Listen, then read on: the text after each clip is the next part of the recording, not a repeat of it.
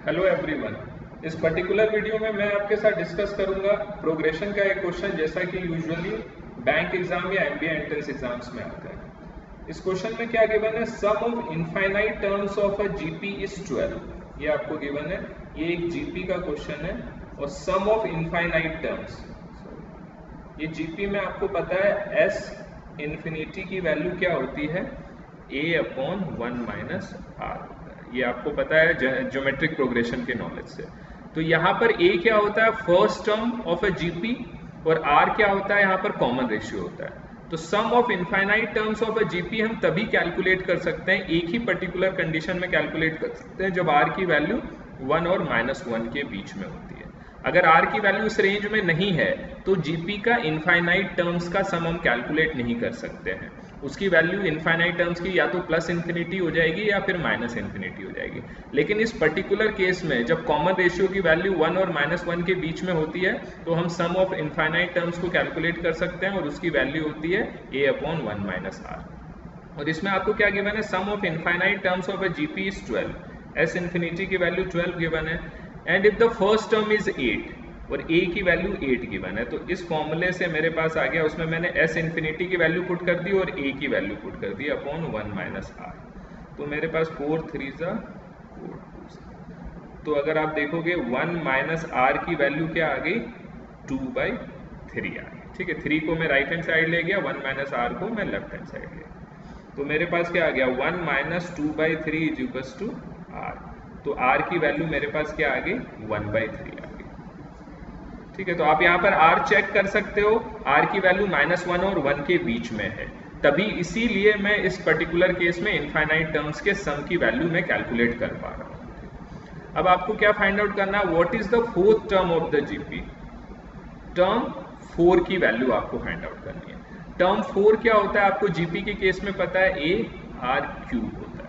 ठीक, तो अगर आप इसमें वैल्यू पुट कर दो, a की वैल्यू हमें नोन है और r की वैल्यू मैंने कैलकुलेट कर ली है, तो इसकी वैल्यू क्या हो जाएगी, 8 क्या गिवन, फर्स्ट टर्म क्या गिवन है 8 और r मैंने कैलकुलेट किया 1/3, 1/3 का क्यूब। तो क्या हो जाएगा 8 इंटू 1/27, दैट इज 8/27, ये हो जाएगा। तो इस पर्टिकुलर क्वेश्चन का आंसर हमारा क्या हो जाएगा, 8/27, दैट इज फर्स्ट ऑप्शन हो जाएगा। तो ये भी आप देखोगे बहुत ही एलिमेंट्री क्वेश्चन है।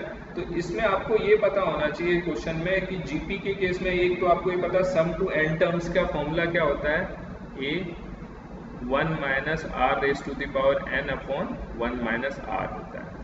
ये किसी भी r के लिए डिफाइंड है, r की वैल्यू कुछ भी हो सकती है। ठीक है, लेकिन एक पर्टिकुलर केस होता है जब r की वैल्यू 1 और -1 के बीच में हो, तो उस केस में आप देखोगे r raise to the power 1 की r raise to the power n अगर आप देखोगे बहुत ही नेग्लिजिबल हो जाएगा, बिकॉज से मैंने r की वैल्यू 1/3 है। अगर मैं 1/3 raise to the power infinity कर दूं तो क्या हो जाएगा, ये वैल्यू छोटी होती जाएगी। 1/3 का अगर स्क्वायर करूं तो ये क्या होगा 1/9, 1/3 का क्यूब करूं तो क्या हो गया 1/27, 1/3 रेज टू द पावर 4 करूं 1/81, 1/243। तो ये देख रहे हैं वैल्यू क्या होती जा रही, कम होती जा रही। तो 1/3 रेज टू द पावर अगर आप इन्फिनिटी देखोगे तो अप्रोक्सीमेट इसकी वैल्यू क्या हो जाएगी, 0 हो जाएगी। तो हमारा ये फॉर्मूला इसलिए निकल के आ जाता है, sum of infinite terms is a upon 1 minus R. ये एक इंपॉर्टेंट फॉर्मूला है, ये आपको पता होना चाहिए। लेकिन इसके साथ एक आपको रिलेटेड कंडीशन भी पता होना चाहिए, ये तभी डिफाइंड है जब r की वैल्यू 1 और -1 के बीच में। एक तो ये कॉन्सेप्ट हो गया। दूसरा आपको पता होना चाहिए कि जीपी के केस में हम जनरल टर्म क्या लिखते हैं। जीपी के केस में जैसा आपको पता है, टर्म n की वैल्यू क्या होती है, a r raise to the power n minus 1, ये आपको पता होना चाहिए। जैसे अगर मैं टर्म 5 की बात करूं वो क्या हो जाएगा, a r raise to the power 4 हो जाएगा। टर्म 10 की बात करूं तो क्या हो जाएगा, a r raise to the power 9 हो जाएगा। यहाँ a क्या होता है, first term r is common ratio. तो ये बेसिक कॉन्सेप्ट है जीपी के जो आप लोगों को पता होना चाहिए।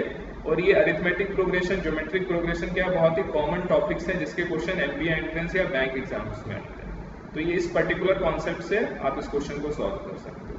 तो अगर आपने मेरे चैनल को फर्स्ट टाइम देख रहे हैं तो आप मेरे चैनल को सब्सक्राइब करें, सो दैट मैं इसमें अपने चैनल में रेगुलरली एमबीए एंट्रेंस और बैंक एग्जाम एंट्रेंस के रिलेटेड टॉपिक्स के वीडियो अपलोड करता रहता हूँ, सो दैट आपको उसका इंस्टेंट नोटिफिकेशन मिलता है। Thank you so much for watching.